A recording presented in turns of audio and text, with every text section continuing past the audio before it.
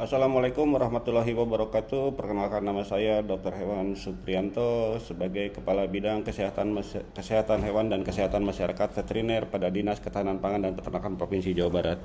Alhamdulillah, pada bulan November ini saya terpilih menjadi salah satu kandidat EOTM yang diselenggarakan oleh Sekretariat Pemerintah Provinsi Jawa Barat. Kami di bidang kesehatan hewan dan kesehatan masyarakat veteriner pada bulan November berhasil mengeluarkan sertifikat nomor kontrol veteriner sebanyak 27 unit usaha dari target hanya 2 unit usaha yang disertifikasi. Selain itu, dalam pengendalian dan penanggulangan PMK, alhamdulillah tingkat kesembuhan sampai dengan akhir bulan November itu tercapai sebanyak 81,8%, yang insya Allah hal itu akan memberikan rasa optimis dalam pengendalian dan penanggulangan PMK di Jawa Barat.